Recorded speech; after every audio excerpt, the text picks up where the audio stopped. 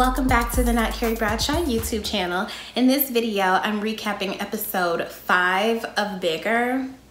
I'm just gonna say, I think this might be my favorite episode. It was giving Get Out vibes, but then it also reminded me of an episode of Atlanta too, a little bit. This was a very funny episode. Listen, kudos people, I needed this chuckle.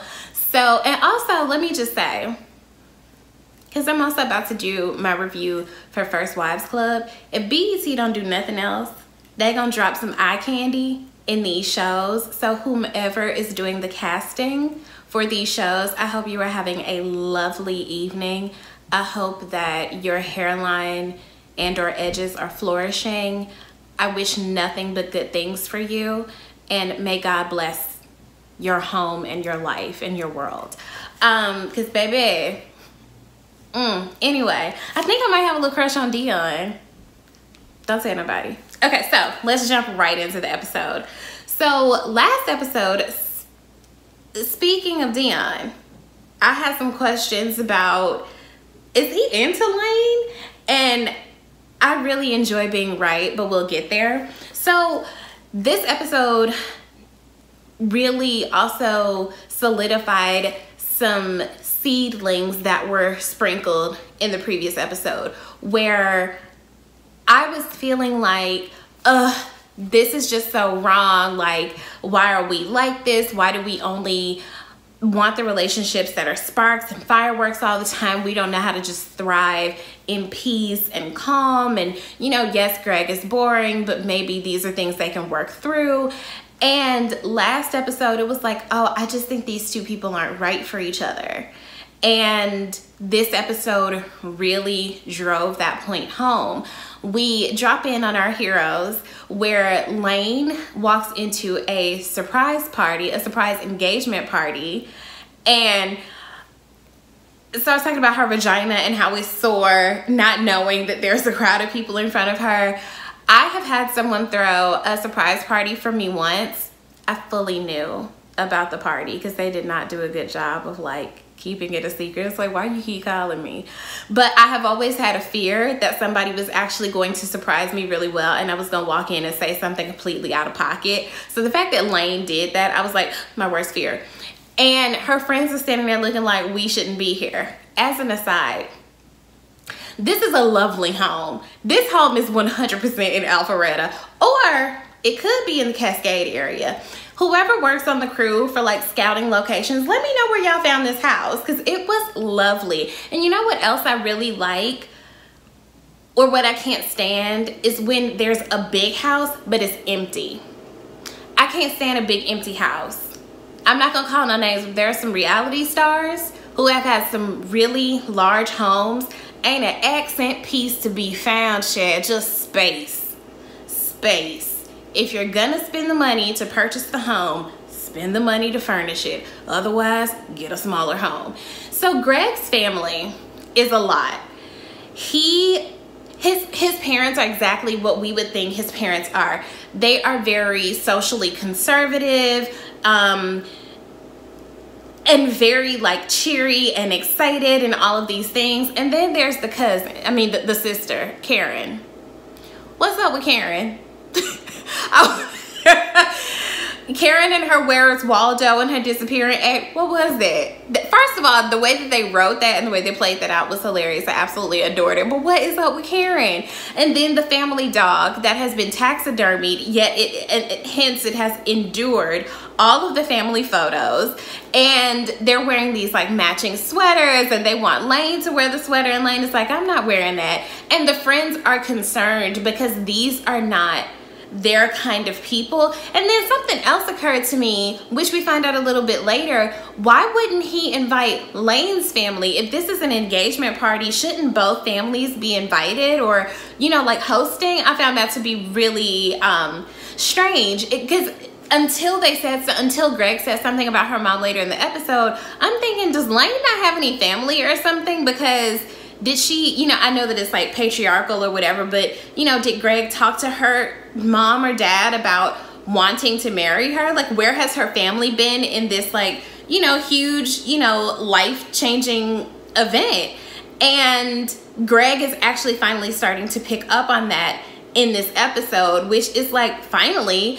Meanwhile, poor Tracy, she done went viral again. Of course, people cut the fight scene to make it look like she got beat up, so people have memed her. One of the cousins runs up on her and it's like, you're my fave, you know, whatever. But then it gets awkward. And it occurred to me when Lane knocked over this potato salad, because Lane don't know how to cook, and the way Tracy got in and started taking over and like cooking, maybe Tracy should be a food blogger or like a food YouTube person. I don't know. I want Tracy to thrive, and she just can't seem to, but I'm having a good time watching her fail. Why Greg ain't got no friends? The fact that his dad very enthusiastically met Vince and Dion as if those were his friends, it's like, why Greg ain't got no friends? That's weird. And then the dad is also a gynecologist and had like this golden vagina, this bronze vagina award. It's like, y'all are such a strange bunch of conservative people. I think that people who are like hyper conservative in that way tend to be weird anyway. It's not human, it's not natural, it's not normal. We also get a glimpse into how Greg's family kind of has had his life planned out and how he intends to have his kids' life planned out. You know, Greg is a junior and Dion is just like, I can't call both of y'all Greg. Like, that's confusing. So, you know, the family business is gynecology, and he's like, you know, when Lane and I have a son, like that Greg will take over the business. And Dion is like, what if your child is a girl who wants to lead an indie rock band? And they just think that that's hilarious, but I really don't think it's healthy or productive to have those kinds of goals set for your kids. You don't know who or what your kids are going to be. You don't know what their hopes, dreams, and aspirations will be. You don't know what their life's purpose will be. So forcing something on them, I think, is really unfair. And Dion is like really picking up on the fact that, well, they've all picked up on the fact that this family is weird, but Dion is just not enchanted by them at all. Vince is a thought. Vince is enchanted by everything. He is on some Cinderella shit. He's in here twirling, you know, smoking the dad's weed that he done started growing. Meanwhile, people are under the impression that him and Veronica are a legit couple. So Veronica trying to hit on the contractor who, once again, eye candy. And Tracy hops in and hates on her. And I'm like, damn, he was fine. You ain't have to do that. But it added more color to this very strange engagement party. And the friends are like, we need to say something. You know, they congregate in this lovely bathroom. My goodness. I too peeped the marble and the clawfoot bathtub. Lovely home. Lovely. But they're like, you know, we need to say something like this isn't right. And when it comes to stuff like this, when it comes to matters of the heart, even if you see your friend making what you think is going to be not a great decision, do you just support them or do you say something?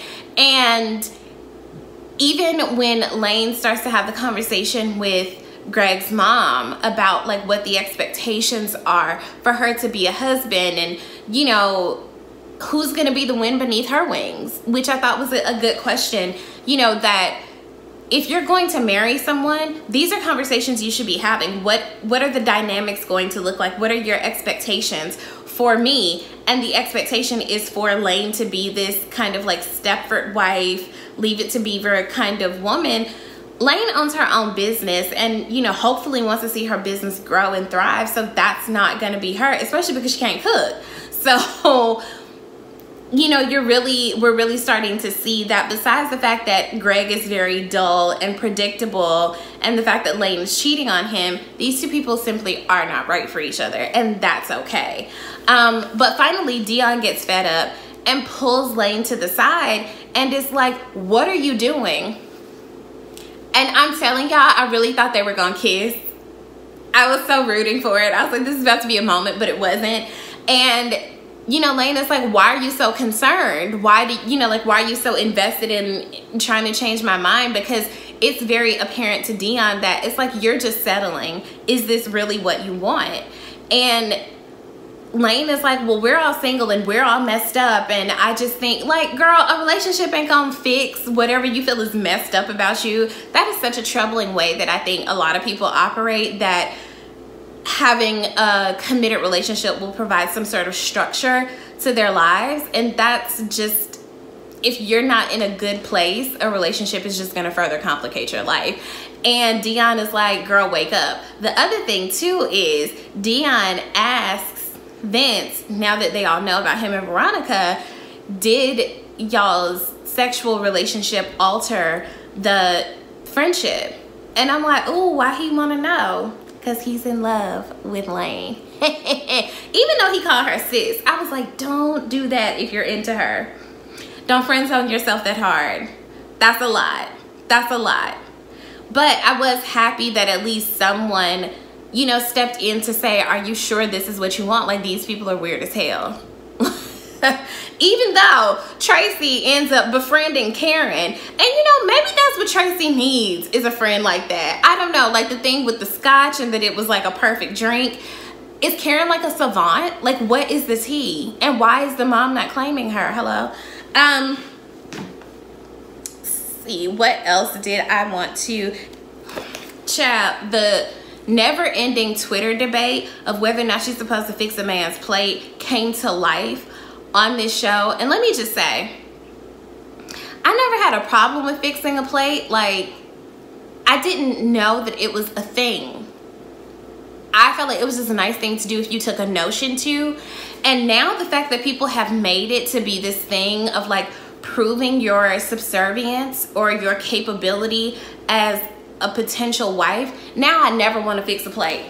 I used to feel like, oh, if I'm up, sure, I'll fix your plate. But now that it's supposed to be this thing for me to prove my worthiness, fuck off, fix your own plate, ho. That is so, oof, triggered. Anyway, y'all know I have my notes so I can keep up with things. So Greg and this proposal with this ring, lovely ring from what I could see, and the speech that Lane gave, it's just like, it finally becomes very clear to Greg that like, she's not in this, she doesn't want this. So even though Lane has this moment where she sees his parents together and the dad is giving the mom this injection and they look really in love, and Lane is thinking long term, she wants someone to grow old with, it seems like in that moment she was coming around to being more invested in the concept of, or the idea of them being married. And then Greg is like, you don't really want this. You haven't posted anything about it. You're not excited about planning a wedding. Your mom didn't even know about the engagement when I tried to get her approval on the ring. You don't really want this. And Lane kind of tries to dissuade him, like, you know, I had cold feet, but it's just like, you know, Greg is like, it shouldn't be this hard. And it shouldn't. And I'm proud of him for standing up for himself. And he says, you know, the signs were there, but I think I just didn't want to see them. Child, if that ain't all, if that hasn't been many of us, who among us has not been there and done that and gone through that thing where you just feel like you want this person and you ignore these very clear, blatant red flags. Ooh, triggered. Anywho, I'm happy that Greg finally like ended this relationship. And so she tries to run to the arms of the one who loves you with Reggie, and Reggie's like, yeah, I'm not good at talking or listening or being a person. So unless you came here to get knocked down, I really can't help you. And the way he closed the door in her face. Also though, why did she keep the ring? Like, if they broke up, why did she keep the ring? And then why did they still do the karaoke? That was so awkward and weird to me. I'm really excited to watch this next episode because we get a flashback episode. I tend to really like origin story type episodes, so I'm very excited to watch and review that one. I really feel like my suspicions about Dion are gonna be confirmed. I feel like they have been in love the whole time and they just didn't get the timing right, but maybe the timing is right now.